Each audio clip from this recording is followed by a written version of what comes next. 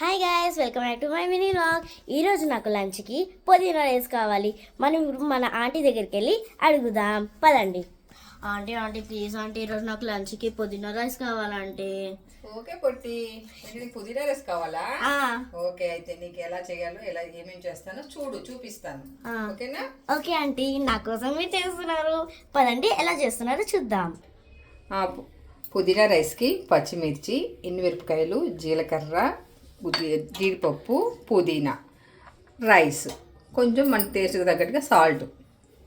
పుదీనా ఇలా కొలుచుకొని నీళ్ళలో వేసుకొని ఇలా కడుక్కోవాలన్నమాట. కడిగేసుకొని పుదీనా, పచ్చిమిర్చి రెండు కలిపి మనం గ్రైండ్ చేసుకోవాలి.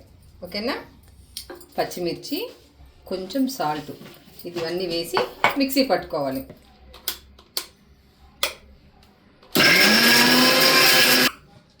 ఇలా మిక్సీ పట్టుకొని పేస్ట్ రెడీగా పెట్టుకోవాలి.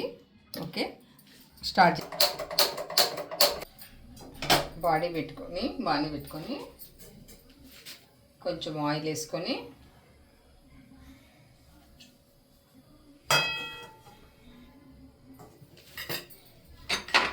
ముందు ఈ జీడిపప్పులు వేపుకోవాలి.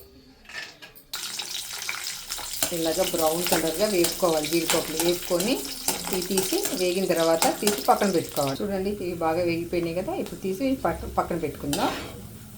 ఇందులో కొంచెం జీలకర్ర, ఎండుమిర్చి, కరివేపాకు ఇవి బాగా వేగాలన్నమాట. వేగిన తర్వాత ఈ పుదీనా గ్రైండ్ చేసుకున్న పుదీనా ఉంది కదా పేస్ట్, ఈ పుదీనా పేస్ట్ అనేది అందులో వేసేయాలి.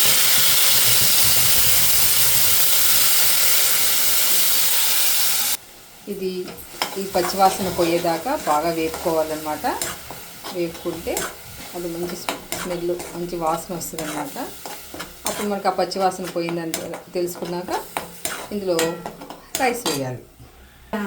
ఇలాగ మొత్తము ఆయిల్ అన్నది పైకి వచ్చేదాకా ఉంచి ఆ తర్వాత మనం రైస్ కలుపుకోవాలన్నమాట.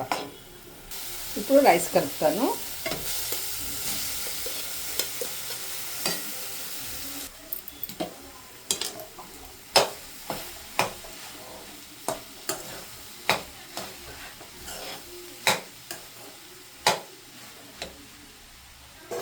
ఉప్పు చూసుకొని, ఉప్పు సరిపోకపోతే కాస్త కొంచెం ఉప్పు వేసుకొని, మీకు ఉప్పు సరిపడా వేసుకొని కలుపుకోండి.